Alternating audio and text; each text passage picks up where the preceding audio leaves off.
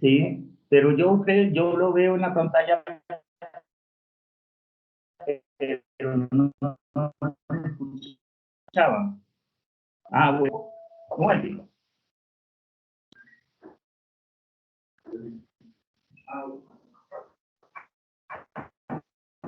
Bueno, listo. ¿Ya me están escuchando? Ah, ya lo escuchan.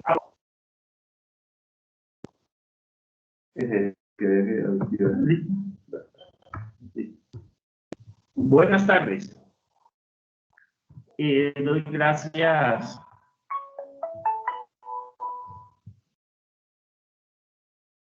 Doy gracias por la invitación a participar para colaborar con los compañeros de la rama judicial que están pendientes de la judicatura, lo cual hago con mucho entusiasmo por cuanto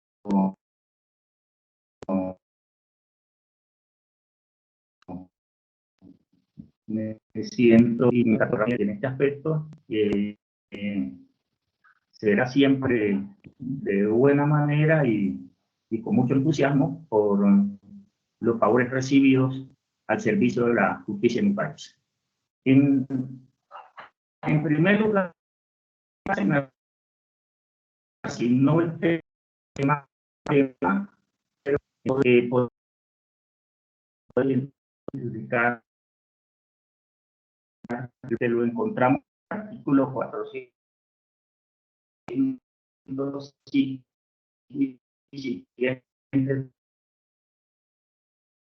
del Código, el fuero de maternidad.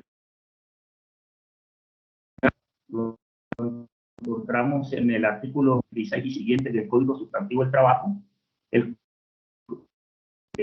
fuero en el artículo 2351 de la 165, el fuero por retén social, la ley 790 del año 2000, y el fuero por discapacidad laboral, que está contenido en el artículo, en la ley 361 del año 1900. Podemos decir que de esos 6 fueros, 2 son perfectos y 4 son imperfectos. Los perfectos son el fuero sindical y el fuero por antigüedad. Los imperfectos son el de negociación,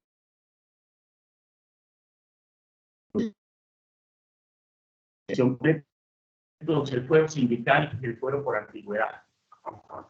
Son fueros perfectos porque la ley le asignó para un procedimiento especial.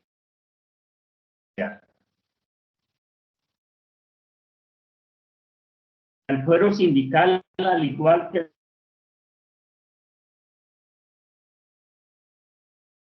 el fuero por antigüedad,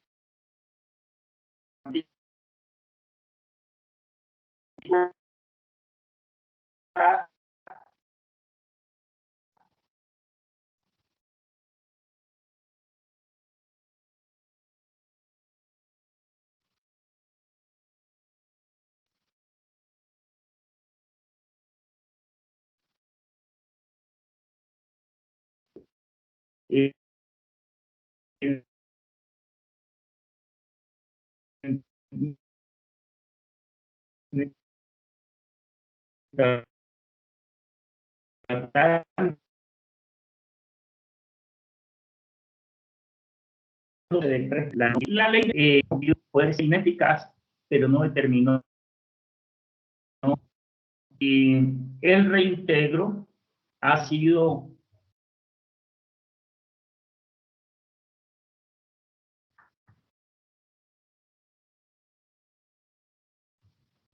el despido una. Entonces en esas condiciones iniciaríamos entonces a estudiar el fuero sindical, una advertencia preliminar. Y es que no podamos ver el contenido de los 6 fueros, y por yo merezco dar la charla cuando así los organizadores del evento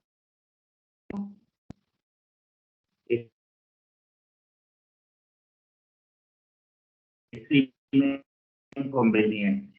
En primer lugar, podemos decir que el fuero sindical contenido en el artículo ni trasladados ni mejorados en su condición por efecto de la actividad de tipo sindical.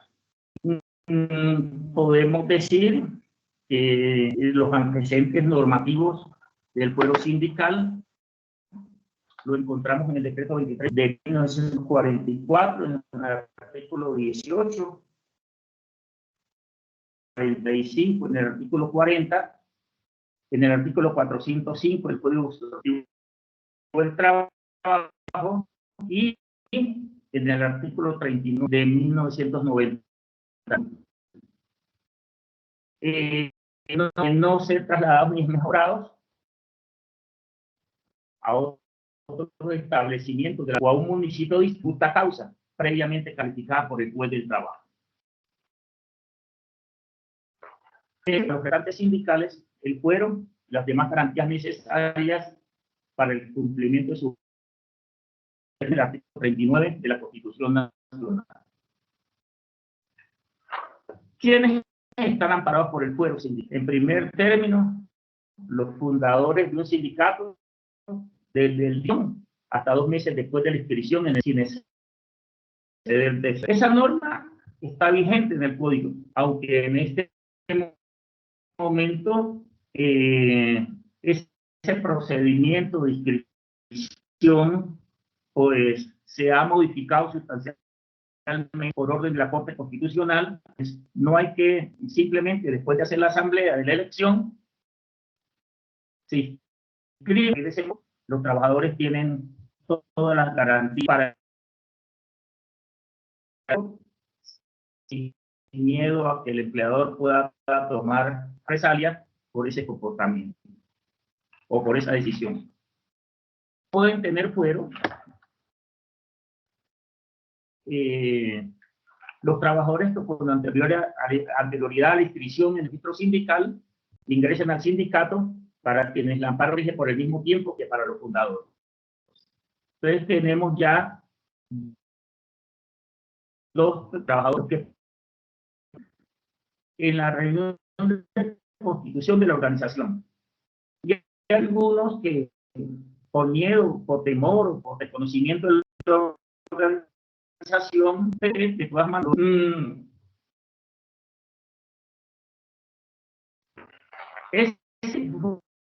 tiene argumentamiento, y es que antiguamente el sindicato,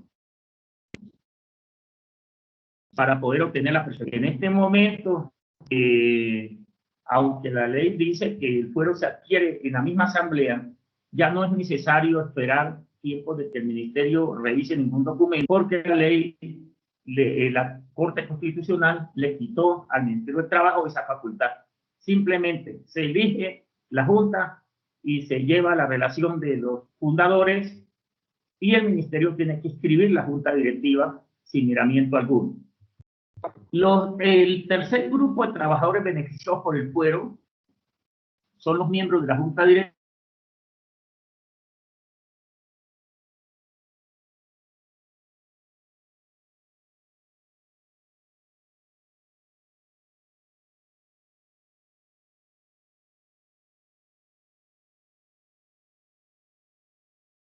Meses más.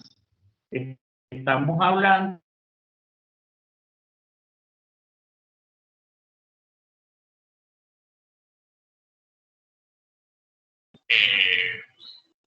doctora Berenice, nuevamente la más cálida bienvenida.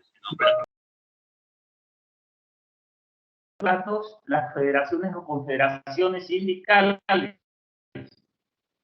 por el mismo periodo de regla y por 6 meses más, sin que pueda existir en una empresa más de una comisión estatutaria de reclamo. Es decir, podemos decir que en una empresa pueden existir varios sindicatos, pero no puede haber sino una sola comisión de reclamo y lo tendrá el sindicato mayoritario. En cuanto a los servidores, también gozan de la garantía del fuero sindical en los términos del artículo 405 del Código Sustantivo del Trabajo.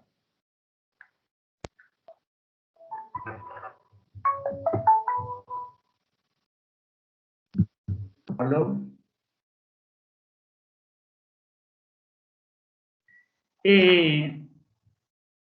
Hay una excepción para quienes no gozan del fuero, y es que no gozan de tal garantía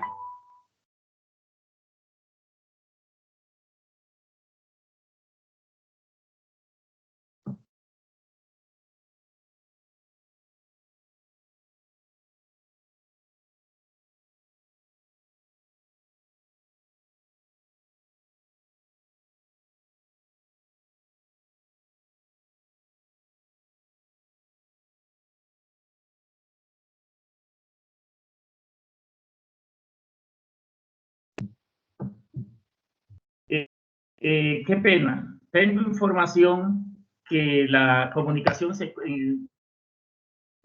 entiende entre cortes, pero entiendo que es un fenómeno de Internet.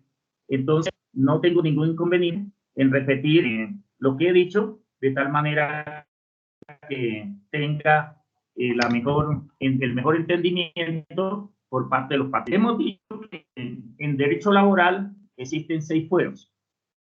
2 perfectos y 4 imperfectos. Los 2 perfectos son el fuero sindical y el fuero por antigüedad.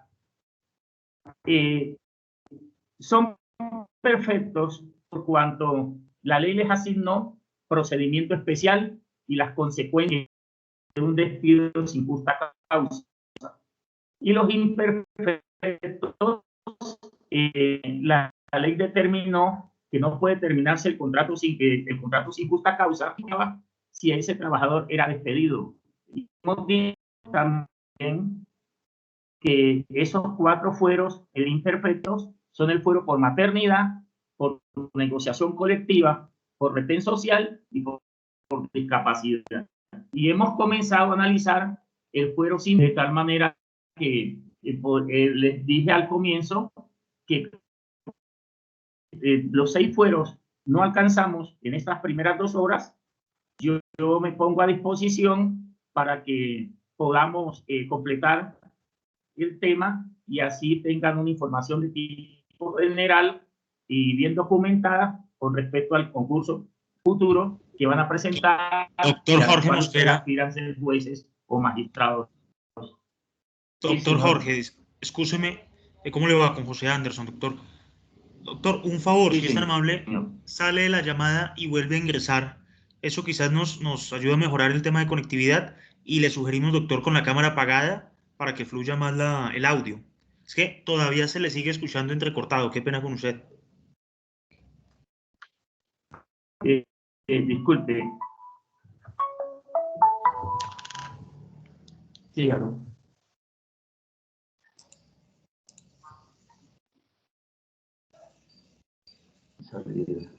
El cierro, mejor dicho.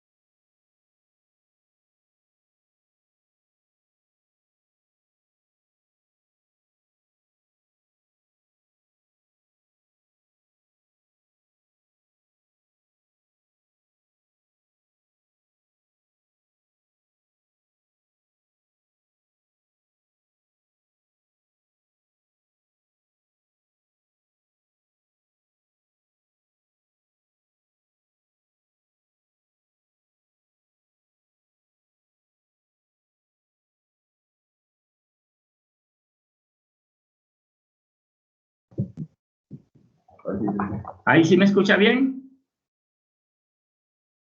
¿Aló? ¿Ahí sí me escuchan bien? Doctor Jorge, mucho mejor, muchas gracias. Ah, bueno, gracias. Hemos dicho que en materia laboral hay 6 fueros, 2 perfectos y 4 imperfectos. Los 2 perfectos son el fuero sindical y el fuero por antigüedad, porque la ley determinó un procedimiento especial y además las consecuencias se derivan del despido sin justa causa.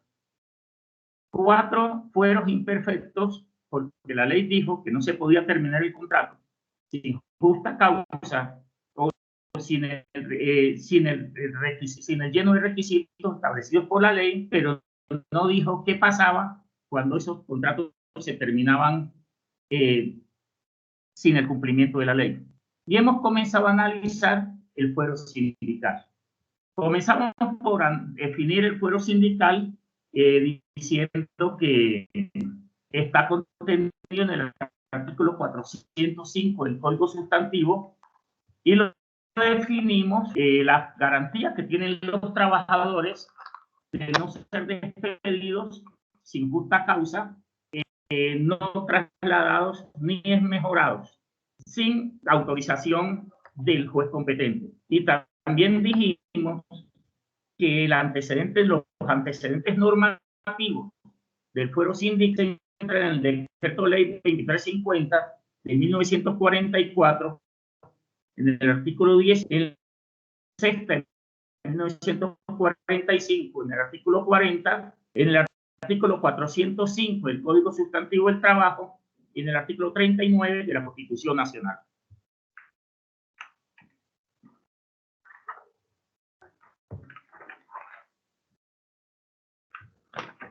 ¿Quiénes están amparados por fuero? En primer lugar, los fundadores de un sindicato, desde el día de su constitución hasta 2 meses después de la inscripción en el registro sindical, sin exceder de 6 meses.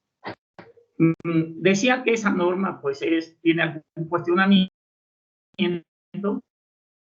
El sindicato se fundaba, había que elaborar la documentación y el ministerio se comprometía a revisarla y hacer las observaciones del caso.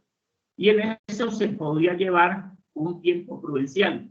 Hoy en día, la Corte Constitucional a la facultad de revisiones de documentales y tiene simplemente que escribir la junta que se le presenta.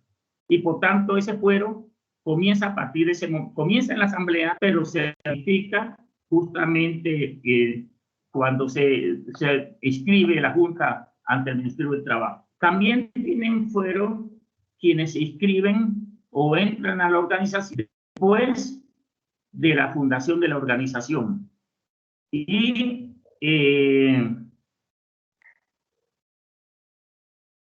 ese fuero se extiende también igual hasta por 6 meses después de fundado el sindicato.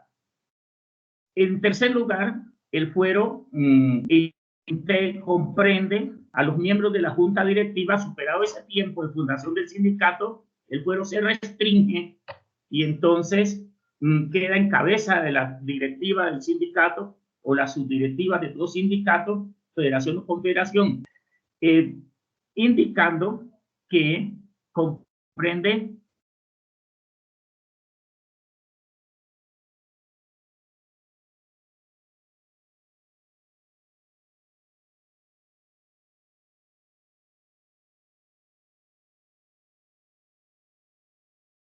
de 25 afiliados, pero cuando en una empresa hay menos de 25, pero no menos de 2, entonces se puede constituir un comité y esa junta directiva, en vez de ser de 10, la ley la determina en un principal y un suplente. A esos 2 les da fuerza. Además, todo sindicato tiene derecho, por efecto de ley, a una comisión de reclamos que está integrada por 2 empresas. Hay multiplicidad de sindicatos, entonces no existe sino una sola junta, una sola comisión de reclamos y por tanto tendrá esa comisión el sindicato mayoritario.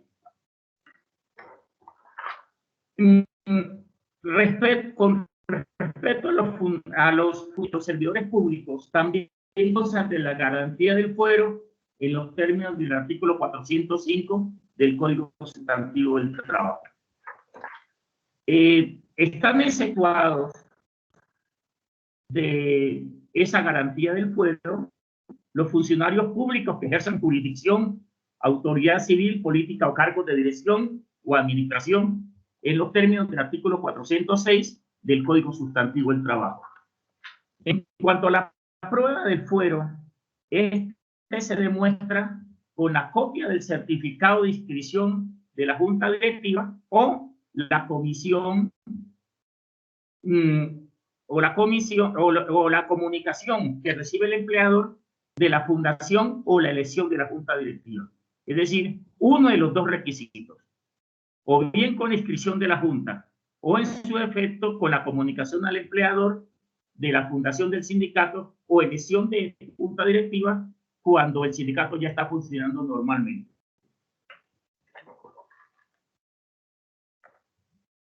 Dice la norma que cuando la Junta Directiva está integrada por más de 10 miembros, entonces tendrán fuero los 5 principales y los 5 suplentes. Entonces, únicamente los primeros 10 tienen fuero. El resto, por ejemplo, las confederaciones normalmente tienen comités ejecutivos de 70 miembros. Los 10 primeros tendrán el fuero, los demás no tienen fuero por ese concepto.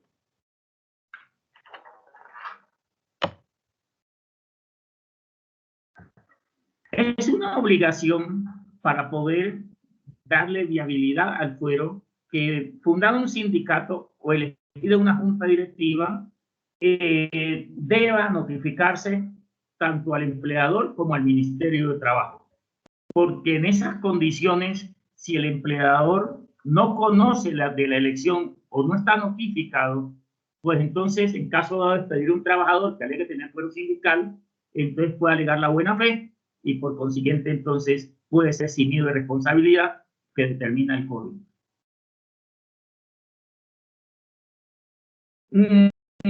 Cuando hay cambio de directivos, ese fuero por elección de junta directiva, entonces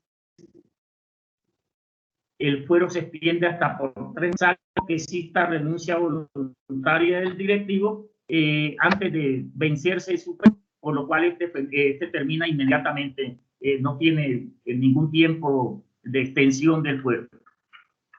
Cuando hay fusión de 2 o más organizaciones sindicales, los directivos anteriores seguirán gozando del fuero por 3 meses en caso de continuar como directivos.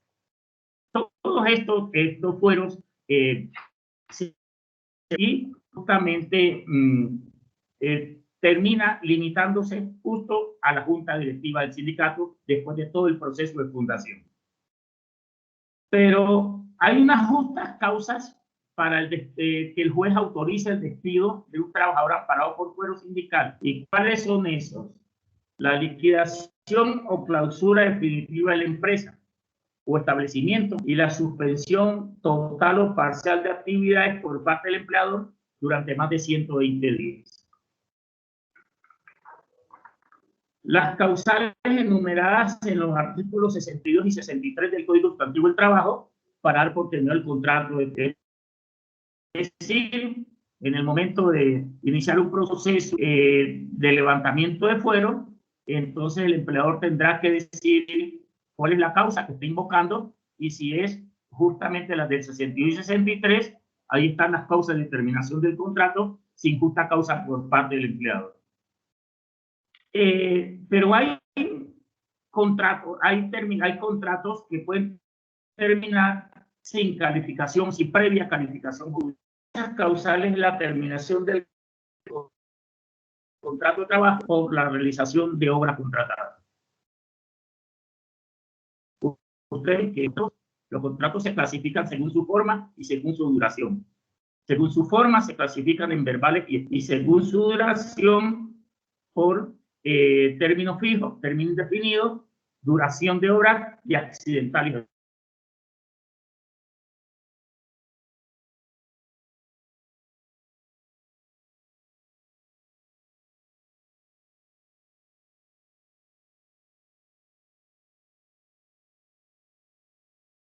Lo mismo que por la terminación de trabajo por el contrato accidental o transitorio. Esos son contratos de menos de 30 días.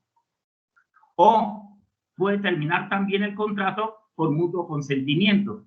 En ese sentido, entonces, no hay necesidad de levantar, hacer proceso de levantamiento de fuero. También se puede terminar el fuero por sentencia de autoridad competente. Es decir, un trabajador y por consiguiente, pues no, allí de ipso facto termina el contrato. Cuando hablamos de suspensión del contrato de trabajo, para una ello no requiere intervención judicial. Y ustedes saben que un contrato se puede terminar por una suspensión, por una sanción o por una licencia no remunerada. ¿Sí? Cuando el fuero sindical no impide aplicar la sanción a una persona aforada, porque las sanciones disciplinarias son distintas del despido en los términos del respectivo reglamento interno del trabajo. ¿Cuándo se puede retirar del servicio sin autorización judicial a un servidor público? Primero, cuando no superen el periodo de prueba. Segundo, cuando los empleos provistos en provisionalidad sean convocados a concurso y el empleado que lo ocupa no participa en él. Tercero, cuando los empleos provistos en provisionalidad sean convocados a concurso y el empleado no ocupare los puestos que permitan su nombramiento en estricto orden. Ustedes que son de la rama judicial saben perfectamente que bien el empleado no concursó o concursó y perdió, o concursó, ganó, pero no está en un puesto de privilegio, nombran a los, y el que no ganó el concurso tiene que ceder el puesto al que tiene el mérito de haber ganado y va por el puesto. El Código Procesal Laboral entonces establece un procedimiento para el levantamiento del fuero. Hay dos modalidades, o se dan en dos situaciones. Una es la acción que puede instaurar el empleador para que el juez le autorice el levantamiento del fuero. Y otra es el proceso que instaura el trabajo sin justa causa, sin llenar los requisitos de ley. Cuando es por parte del empleador, se demanda entonces obtener permiso del juez del trabajo para poder despedir, trasladar o desmejorar al trabajador. Y por consiguiente, esa demanda ordinaria, especial, debe contener la causa invocada. Cuando es por parte del trabajador, se demanda el reintegro o la reinstalación en el puesto de trabajo en iguales condiciones o superiores a las que se tengan.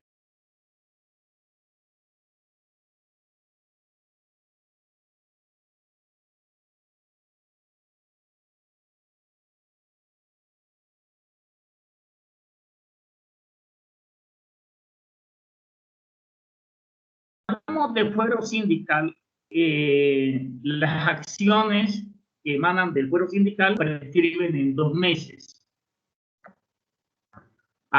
Y comienzan a partir del día siguiente del despido. Para el trabajador se contarán desde la fecha del despido, traslado o desmejora. Y para el empleador,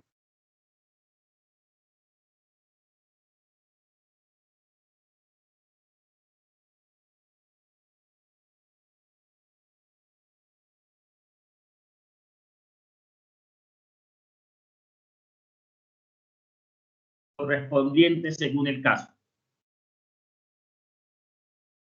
Para ambos juegan los 2 meses de prescripción. Pero hay la posibilidad de suspender los términos prescriptivos. Durante el trámite de la reclamación administrativa se suspenden los términos de prescripción. Culminado ese trámite o presentada la reclamación por parte de los trabajadores, comenzará a contarse el término de 2 meses. Como apoyo jurisprudencial, podemos decir que la sentencia C-593 del 14 de diciembre de 1993, el expediente número D-342, cuyo ponente fue el doctor Carlos Gaviria Díaz. Esto les puede servir de fundamento. Dijo que el constituyente del 91 no excluyó del derecho a asociación sindical a los empleados públicos, sino que les dio consagración constitucional al derecho que le reconocía la ley y la jurisprudencia, y amplió las garantías para su ejercicio al no excluirlos del derecho al fuero sindical.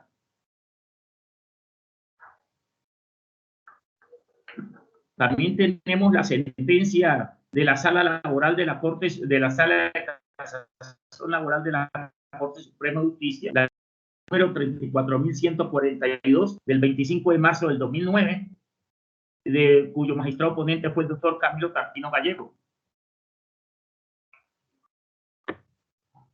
Y él dice que tratándose de contratos a término fijo, la garantía de estabilidad laboral que le brinda el trabajador fuero sindical no puede extenderse más allá del vencimiento del plazo fijado o el plazo fijo pactado. Es decir, que si una persona es elegida directivo del sindicato y tiene contrato a término fijo, puede terminar sin necesidad de levantar, hacer procesos pidiendo autorización para despedir al trabajador, dado que el trabajador sabía cuándo vencía su contrato de trabajo. A eso se refiere la sala laboral. Y de igual manera,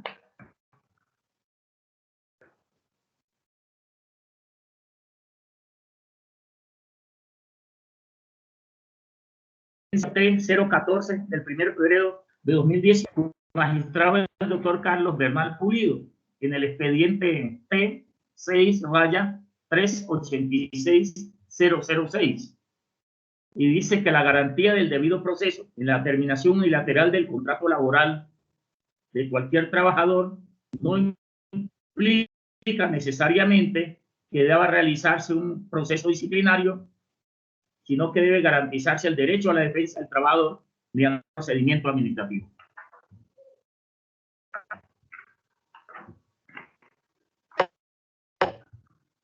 Igualmente,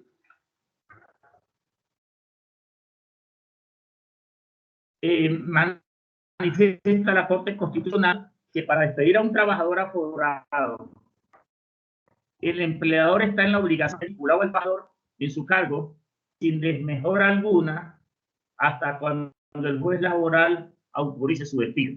En algunas ocasiones se da que por razones muy específicas y a criterio del empleador, el trabajador lo retiran de la empresa mediante el artículo 140 del Código Sustantivo, es decir, reconociéndole los salarios y prestaciones durante el tiempo que esté por fuera, mientras se efectúa el proceso de solicitud de autorización para poder terminar ese contrato.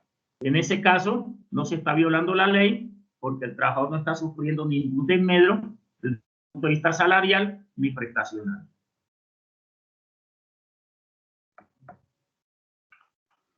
También ha dicho la Corte Constitucional que la jurisprudencia constitucional y ordinaria ha reconocido de manera uniforme que el despido el despido no es una sanción disciplinaria.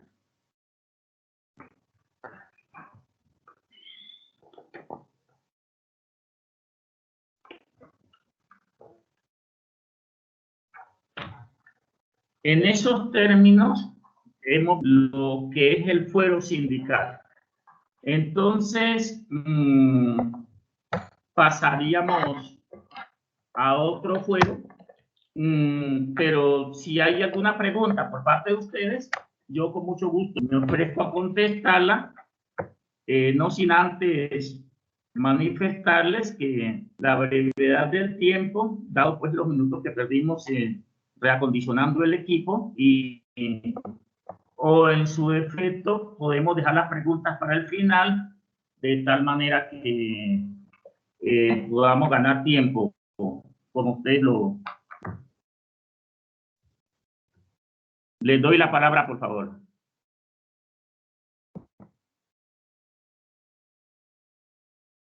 Los escucho.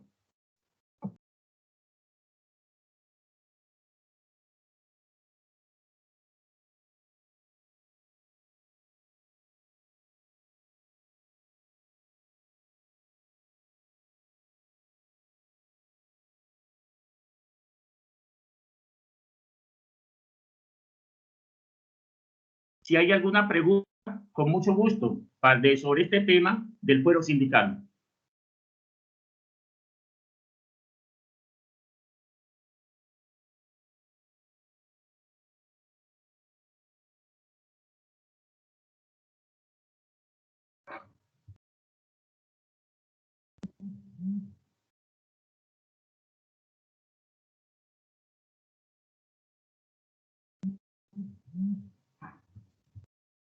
Entonces podemos continuar.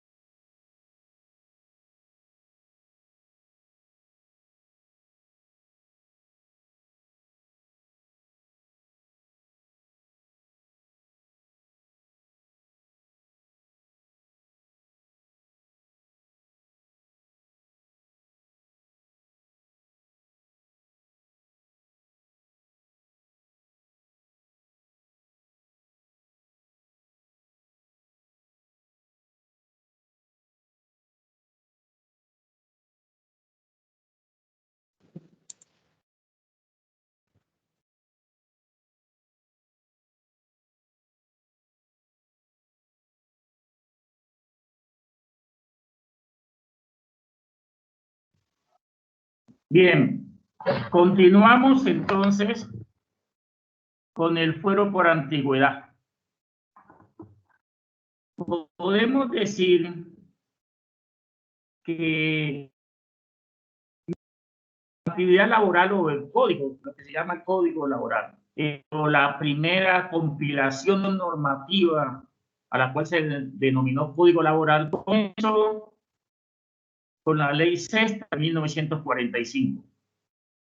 Y esa ley trajo dos cosas fundamentales. Una, pues, el plazo presuntivo en los contratos a término indefinido, que era que se iban renovando de 6 meses en 6 meses.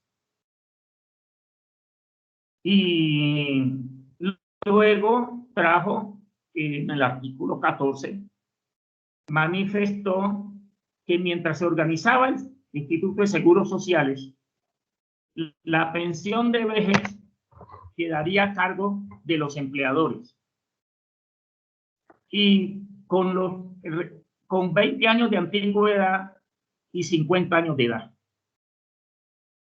En el año 45, en ese mismo año, el gobierno nacional expidió el decreto 1660, que creó la Caja Nacional de Previsión. Y en el año 46, el Congreso de la República expidió la Ley 90, que creó el Instituto de Seguros Sociales. Pero resulta que esas instituciones no tuvieron desarrollo. Por ejemplo, el Seguro Social comenzó a funcionar a partir del 1 de enero del año 1967 con el decreto 3160, de diciembre del año 1966, en el gobierno del doctor Carlos Lleras Restrepo. Y entonces los empleadores prevalidos de ese plazo presuntivo para no pensionar a los trabajadores no les garantizaban ninguna estabilidad. Eso hizo que en el año 1961 se expidiera la ley 171 y se creó la pensión sanción. Y se dijo que cuando un empleador terminara el contrato de trabajo a alguien, a un trabajador con una antigüedad entre 10 y 15 años, y ese despido fuera sin justa causa, tenía que reconocerle la pensión si éste ya tenía cumplido 60 años o cuando los cumpliera. Pero además agregó que si la antigüedad estaba entre 15 y 20 años, entonces tenía que reconocerle la pensión cuando el trabajador cumpliera 50 años de edad. Pero en el año 1989, en el año pero en el año 1964 hubo un conato de paro cívico al gobierno del doctor Guillermo León Valencia. Y entonces, como resultado de esa negociación, caso parecido más o menos a lo que se está viviendo en este momento en el país, el gobierno expidió el decreto 2351 del año 65. Y en ese decreto se modificó el reconocimiento tácito de la pensión sanción a cargo del empleador. Y se dijo que si el empleador despedió a un trabajador sin justa causa con una antigüedad superior a 10 años, entonces el trabajador quedaba facultado para instaurar un proceso de reintegro y era en cabeza del juez que quedaba la facultad de ordenar su reintegro o el pago de la indemnización, porque de pronto podía encontrarse que al interior del proceso veía inconveniente que el trabajador pudiera regresar a la misma empresa donde había laborado. Y entonces, sí, ordenaba el reintegro, se pagaban los salarios dejados de percibir desde el día del despido y hasta cuando fuera reintegrado al cargo que él ocupaba o a uno de mayor jerarquía. Pero si el juez consideraba que no era viable el reintegro, entonces simplemente ordenaba el pago de la indemnización y se condenaba a la empresa al pago de la pensión sanción. En el año 1989, en Colombia, pero con el decreto 2351, perdón, con la ley 171, se extendió ese beneficio también a los trabajadores que tuvieran contrato con el sector público. En el año 1989, el gobierno nacional presentó a discusión del Congreso el 90. Y en esa reforma y en esa discusión se planteaba por parte del sector empleador que la pensión sanción era extremadamente gravosa para el sector empleador. Lo mismo que el reintegro de los trabajadores. Y a esos dos elementos le sumaron la retroactividad de las cesantías que habían obtenido los trabajadores.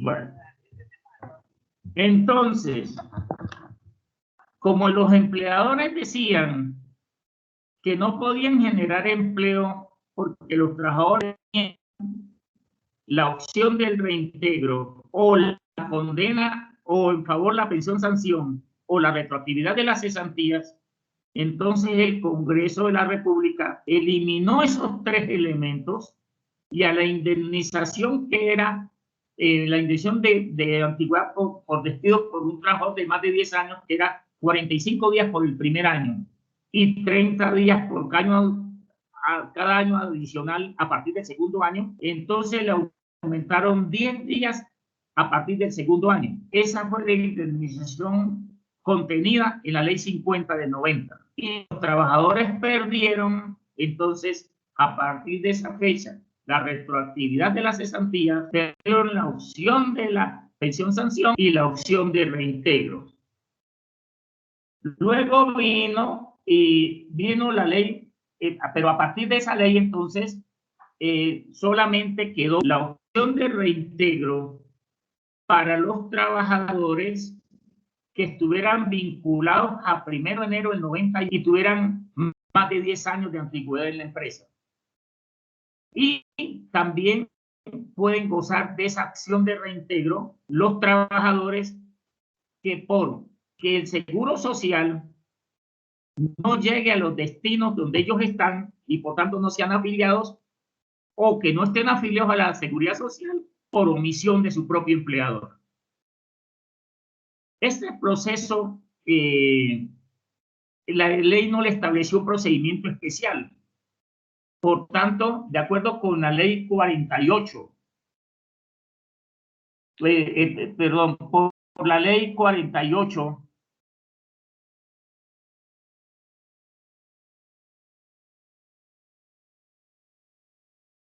de acuerdo con, ya les digo qué ley, se le asignó a los procesos por antigüedad una prescripción de 3 meses. Y se determina, entonces, queda a criterio del juez, a autorizar el reintegro, siempre y cuando ese trabajador en la actualidad no esté vinculado a la Seguridad Social o a 1 de enero del 91 pudiese tener más de 10 años. ¿Qué más se puede decir de ese?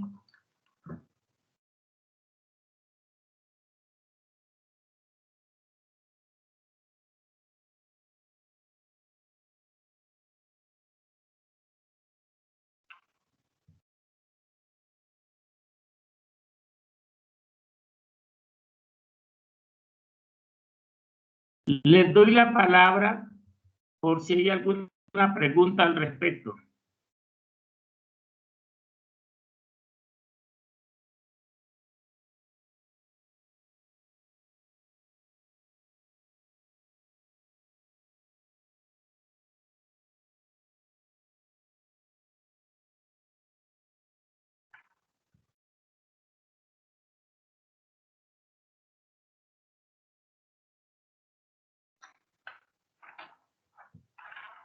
Un tercer fuero es el de negociación colectiva.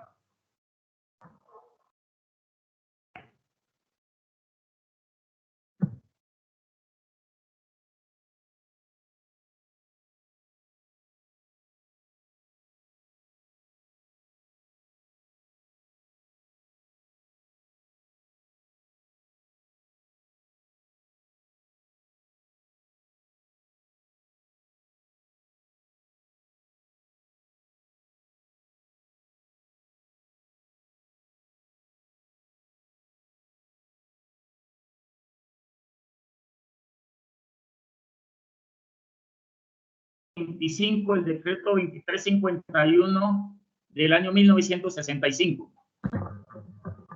Y ese artículo dice que los trabajadores que hubieran presentado al patrón un pliego de peticiones no podrán ser despedidos sin justa causa comprobada desde la fecha de la presentación del pliego y durante los términos legales de la etapa establecidas para el arreglo del conflicto.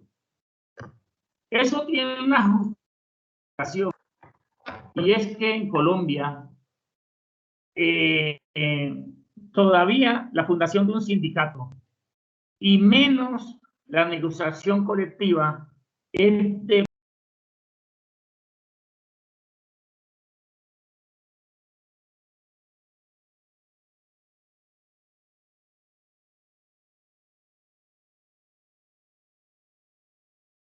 La ley no habla de reintegro, ni tampoco establece procedimiento especial en caso de que el trabajador haya sido despedido.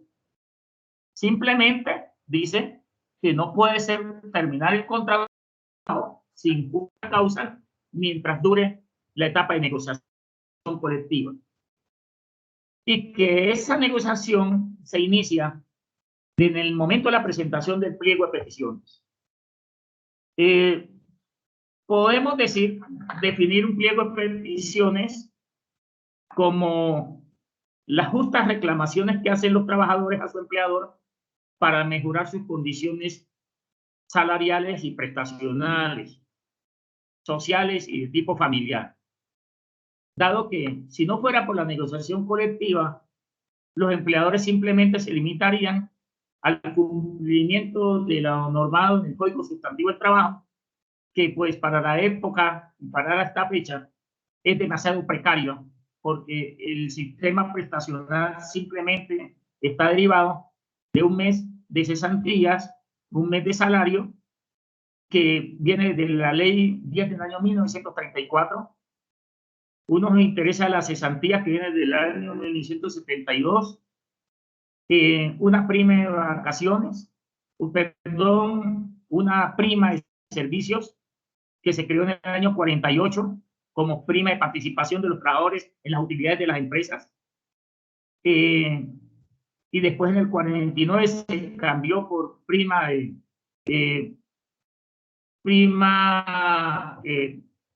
en el año 1950 se le cambió el nombre por prima de servicio, vale un mes de salario, 15 en diciembre. Se liquida proporcionalmente entre el 1 de enero y el 30 de junio, y entre el 1 de julio al 30 de diciembre.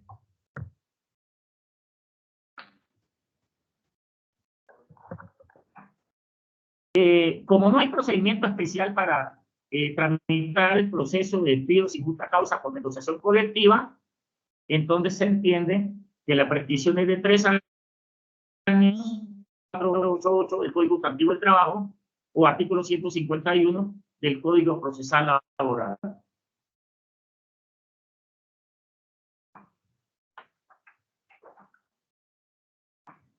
Dice la norma que el despido injusto se reputa ineficaz cuando se produce durante el trámite del conflicto colectivo.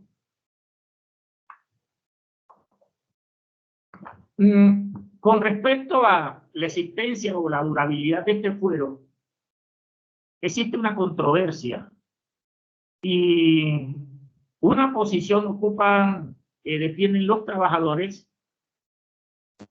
y otra posición defienden los empleadores y la Corte Suprema de Justicia a través de su sala de casación laboral.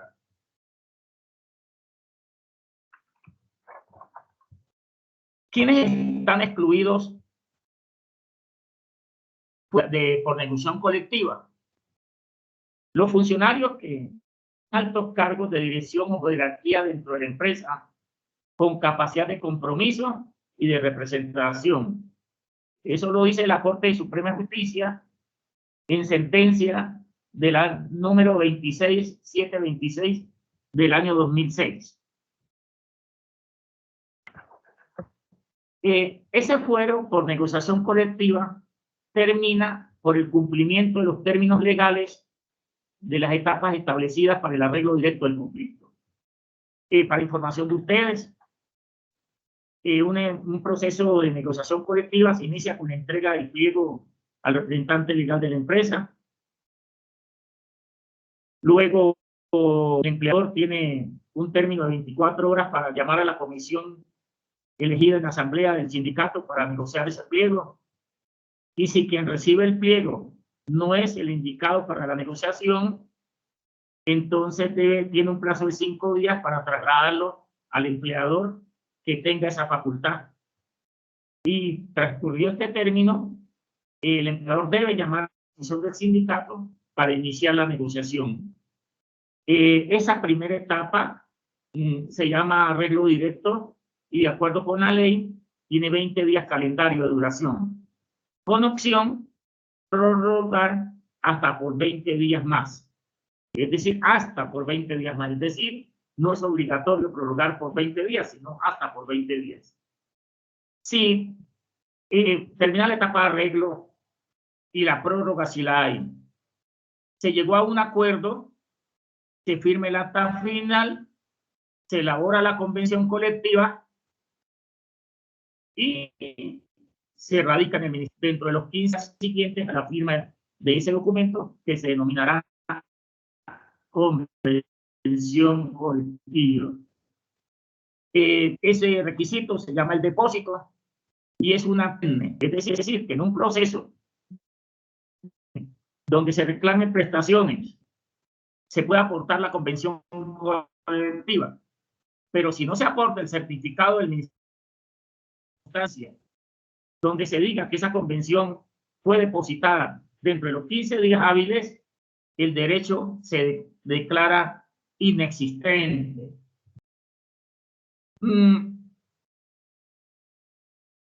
Pero en ocasiones esa negociación colectiva no se puede lograr en la etapa de arreglo directo. Y entonces la ley ha determinado que el sindicato tiene 10 días hábiles a partir del día siguiente a la terminación de esa negociación para hacer asamblea. Entre irse al tribunal de arbitramiento o, en su defecto, irse a la huelga. Están facultados para hacer la huelga. Por ejemplo, cuando el sindicato es minoritario. Cuando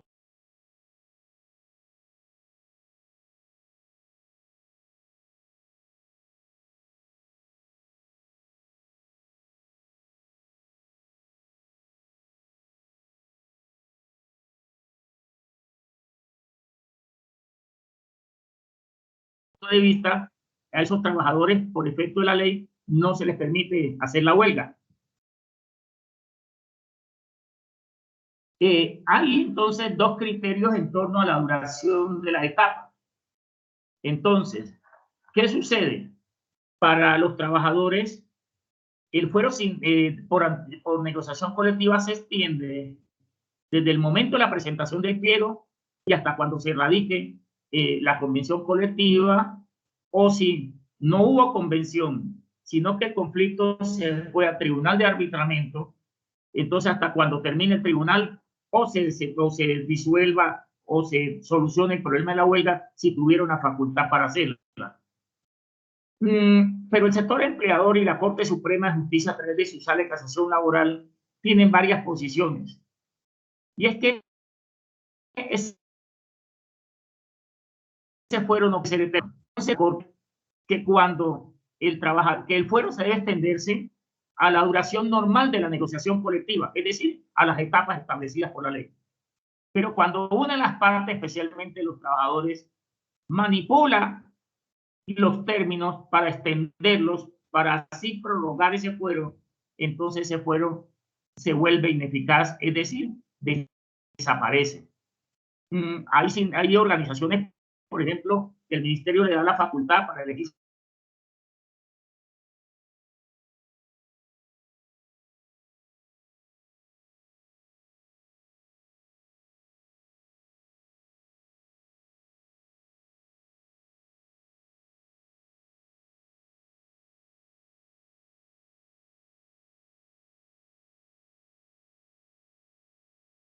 tribunal de arbitramiento. Por cualquier circunstancia no se ha podido hacer. En ese sentido, la sala de casación laboral de la Corte Suprema de Justicia ha mandado, entonces ese fuero ya no existe.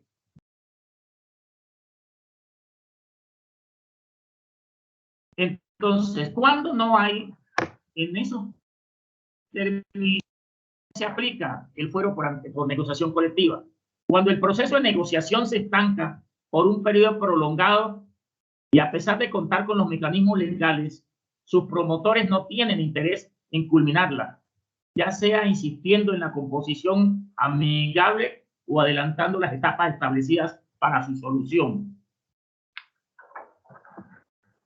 Y sigue la sala de casación laboral de la Corte Social, tiene plena vigencia, según la Corte Suprema de Justicia, en aquellos trámites en que el conflicto se desenvuelve normalmente, pleno cumplimiento de las partes negociadoras, tanto de las etapas respectivas como de los términos y plazos establecidos en la legislación laboral.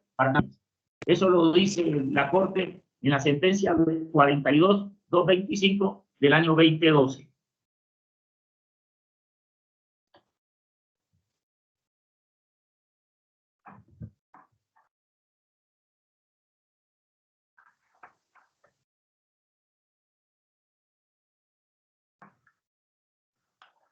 Conclusión: si hay algún incumplimiento de esos casos y se hace imposible la continuación del curso normal del trámite del diferendo, indudablemente no puede suponerse que el siga existiendo y de paso también la protección foral.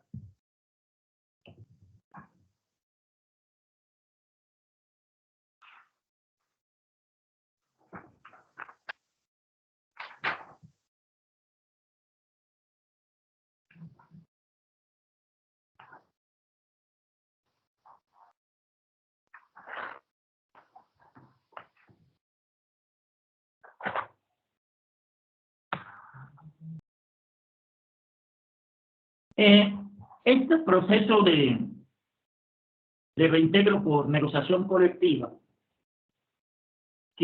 cuya orden es de tipo jurisprudencial, tanto en la de casación laboral de la Corte como de parte de la Corte Constitucional, dice la misma Corte que en aquellos eventos en que la Corte Constitucional ha ordenado el reintegro de personas afectadas por despidos ineficaces, en tanto violatorios de principios constitucionales, ha dispuesto el pago de los salarios, prestaciones y demás emolumentos dejados de percibir en la desvinculación hasta cuando se haga efectivo el reintegro de acuerdo con las normas que regulan la materia.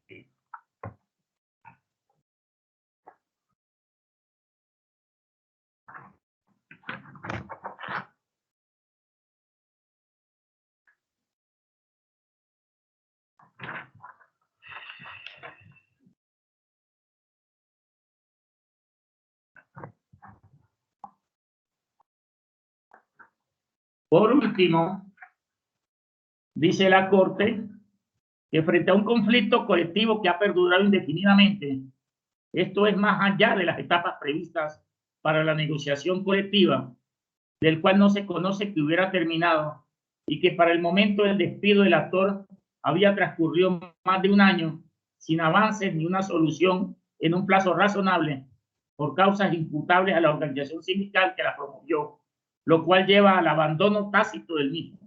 En definitiva, no opera la protección foral implorada. Es decir, resumiendo, entonces, el fuero de negociación colectiva es una protección que da la ley a los trabajadores que presentan un pliego de petición a su empleador en razón de que el empleador puede disminuir el número de trabajadores con interés en esa negociación con una consecuencia, y es que en el momento en que van a hacer la asamblea para decidir qué opción toman, si la tribunal o huelga, el sindicato puede estar disminuido.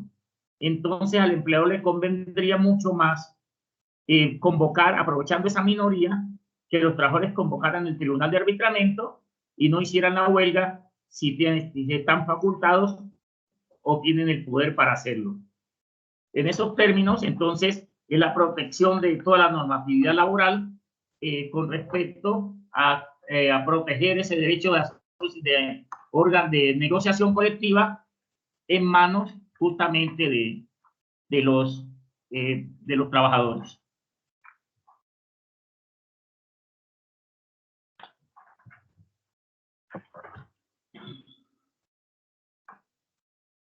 ¿Alguna pregunta, por favor?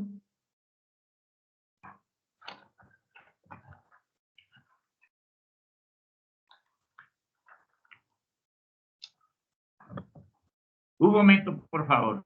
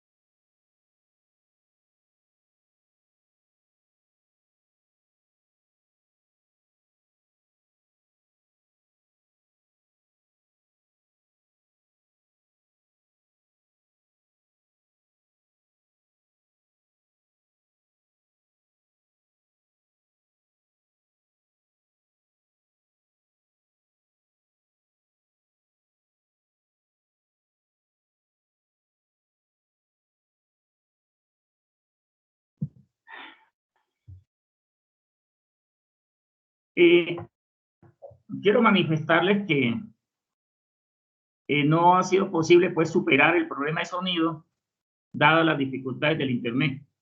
Pero entonces yo quiero manifestarles lo siguiente. Hemos hablado de convocar nueva reunión para poder continuar con los 3 fueros siguientes, pero entonces yo quiero que a través del doctor Alexander, del doctor Anderson, me hagan llegar los correos electrónicos y entonces yo poder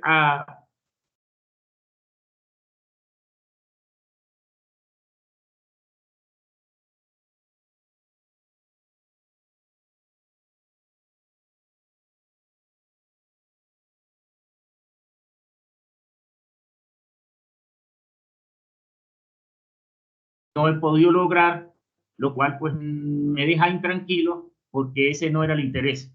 Mi interés era poder colaborar al máximo con ustedes y con unos términos bien claros y con unas condiciones técnicas que nos permitieran intercambiar ideas, pero verdaderamente el sistema pues no nos ha permitido tener esa claridad.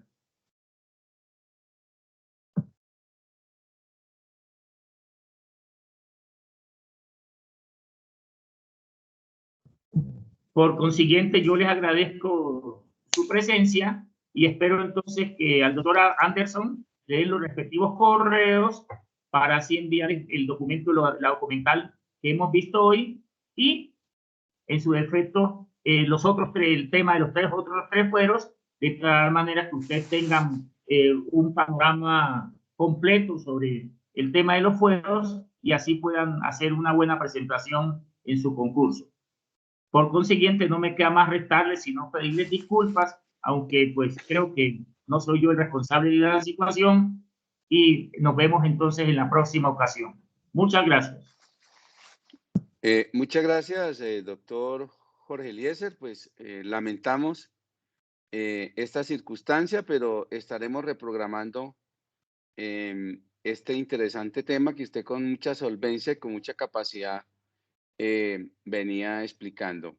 Entonces, a todos los que nos acompañaron esta noche, les agradecemos su participación y oportunamente les estaremos indicando para qué fecha se reprograma este tema tan importante como es el tema de los fueros en el derecho laboral. Muchas gracias a todos.